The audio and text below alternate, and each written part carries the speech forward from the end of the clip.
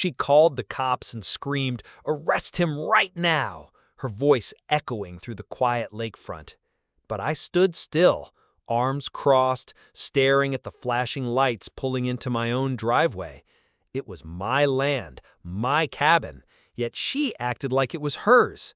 Her teenage son had been standing beside her, smug, pointing at my cabin as if it were a toy he'd just picked from a store shelf.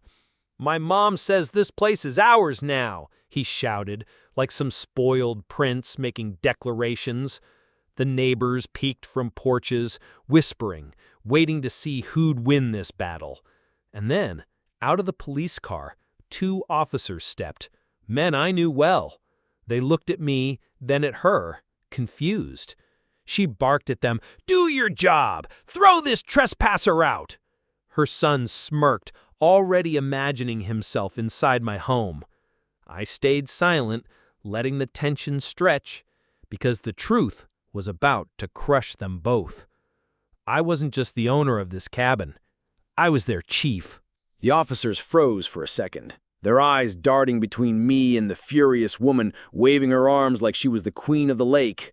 One of them finally spoke, careful, almost nervous. "Ma'am, this cabin belongs to him. We have records." But Karen's face turned red. No, you don't understand. My son deserves this place. This whole lake community is under HOA rules, and he's entitled to it." Her son puffed out his chest, grinning like he just won some prize, and shouted, "Yeah, Mom said we can move in today." The crowd of neighbors gasped, some shaking their heads, but none daring to speak. I watched quietly, letting her dig herself deeper. The officer beside me leaned close and whispered, "Chief, you want me to handle this?" I gave the slightest shake of my head. "Not yet." Karen stomped up my porch steps and slapped a paper onto my front door. "Official notice," she yelled. "You're evicted, effective immediately." The paper was nothing but a fake HOA form, printed from a computer, with her shaky signature at the bottom. She turned dramatically to the officers, expecting applause. "Now, arrest him for trespassing." The silence was so heavy, you could hear the wind rustling through the trees. Her son crossed his arms, smirking.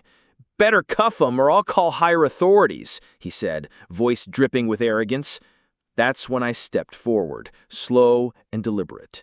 "You've already called them," I said quietly, locking eyes with the officers, "and they work for me." The crowd erupting in whispers, and for the first time, Karen's smile cracked. Her son's smirk melted away as the officers straightened their posture, almost instinctively. Karen blinked, her voice suddenly shaky. What do you mean they work for you?" she asked, trying to laugh it off. I pulled out my badge from my jacket, holding it where everyone could see. The sunlight glinted across the shield as the neighbors gasped. "Chief of Police," I said, calm but sharp, "and you've just tried to file a false eviction on my property." Her face drained of color, but her son, too arrogant to understand the danger, snatched the badge from my hand and shouted, "This is fake! My mom said you're nothing but a squatter!" He tossed it onto the porch like garbage. The officers' jaws tightened, but they waited for my signal. Karen, desperate, raised her voice again. "He's lying! Look around! This cabin belongs to the HOA! We can make our own rules!" She waved at the crowd as if hoping for applause, but all she got were murmurs and shaking heads. I took one slow step closer, lowering my voice so only she and her son could hear. "You just insulted the chief of the very department you called for backup. You understand what that means, right?" Her son laughed nervously, but Karen froze. She realized too late that the trap she set for me had already snapped shut on her. The officers finally moved, picking up my badge from the porch and handing it back with steady hands. Their tone shifted instantly, firm now, no hesitation. "Chief, how do you want us to proceed?" one asked, loud enough for the neighbors to hear. The crowd went silent. Karen's son muttered under his breath, "Mom, what's happening?" Karen tried to recover, her voice high-pitched and trembling. "You don't scare me. I'll call the county board. I'll have your job taken." She stopped mid-sentence when one of the officers pulled a small body cam from his vest. The red light blinked. Every word she just screamed was recorded.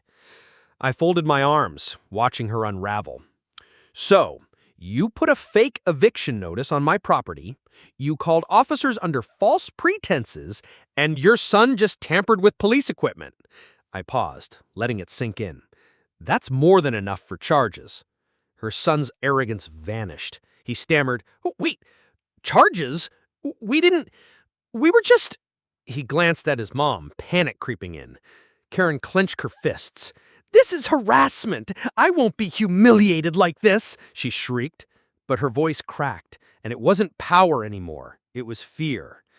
The neighbors, who had been too afraid to speak before, began whispering louder. One older man muttered, "About time someone stood up to her." Another woman added, "She's been pulling this for years." Karen spun around, glaring at them, but instead of support, she saw only folded arms and disapproving stares. For the first time, she realized she wasn't the queen of this lake, and I wasn't done yet. Karen's son finally broke. His voice cracked as he pointed at me, desperate. "Mom, let's just leave. He's serious. He's really the police chief." But Karen wasn't built to back down. She shoved him behind her and snapped, "No, if we walk away now, everyone will think we're weak." I stepped closer, lowering my voice but making sure every neighbor could still hear. Weak? No. Criminal? Yes. I held up my phone and tapped the screen. The feed from my cabin's security cameras appeared, replaying the exact moment Karen and her son had marched up my porch with that fake notice. Her son's smug face on full display. Her voice crystal clear. "This cabin is ours now. Arrest him!" The crowd gasped, some covering their mouths. One of the officers turned toward her, his hand resting near his cuffs. "Chief, this is enough evidence for—" Karen cut him off, screaming, "Don't you dare touch me! I own this lake! You're all nobodies compared to me!" She lunged for the phone in my hand, but before she could grab it, her son blurted out the truth that shattered everything. "Mom, stop! We don't own anything here. Dad already said we lost the house. We've got nowhere else to go." The neighbors gasped again, this time louder, and Karen froze, her entire act cracking apart in front of everyone. I slipped my phone back into my pocket, eyes locked on hers. "So, that's the truth. You're not here to enforce HOA rules. You're here because you're desperate." Her son looked down at the ground, ashamed, but Karen's pride wouldn't let her bend. "Desperate or not, this cabin will be mine." And that was the moment I decided to end it.